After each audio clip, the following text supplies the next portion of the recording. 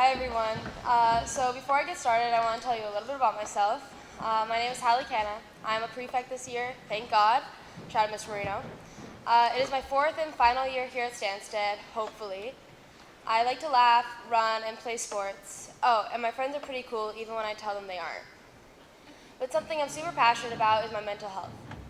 When I first applied to become a prefect in grade 10, I was in a really great place with really amazing friends. After I got my prefectship, I felt I was on cloud 9, and nothing could happen to tear me down. I loved coming to school.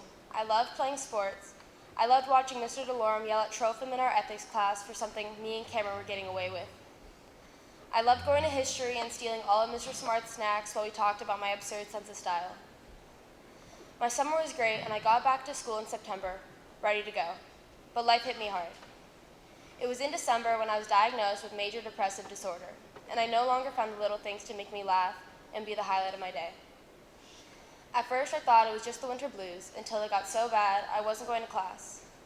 And even on the sunniest day of the year, I didn't leave my room or even my bed. The summer wasn't any better, and at the start of grade 12, I was at my all-time lowest. I lied to my parents and told them I was getting better. I didn't open up to my friends in fear of them looking at me differently.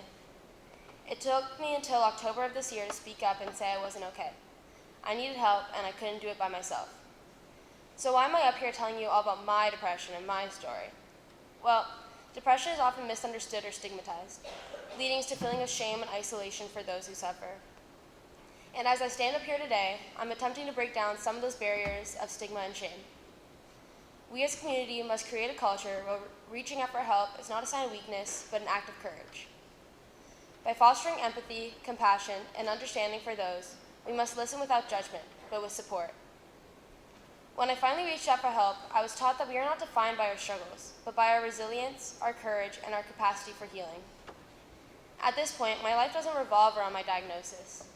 I still have bad days, and I've had to accept the fact that the medication I take every day will be a part of my life forever. But I'd much rather go to practice with my friends and cringe when Miss Hessian counts another Kavanaugh, or spend an hour laughing instead of studying. I'm sorry, Miss Weir, I know we have a test coming up. It's essential to emphasize that help is available for those struggling with depression.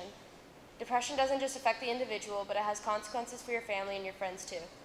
It can impair your relationships and hinder your productivity. And by addressing depression openly and compassionately, we can work towards creating a more supportive environment for those affected. I would like to end with one note. Every day I come back into my dorm room and Cameron always asks me what the highlight of my day was. Each day it's different, but I always remember a quote I read by Sylvia Plath. I love people, everybody, I love them. I think as a stamp collector loves his collection. Every story, every incident, every bit of conversation is raw material for me. My love is not impersonal, yet not wholly subjective either. I would like to be everyone, but I'm not obstinate. I have to live my life because it's the only one I'll ever have. Thank you.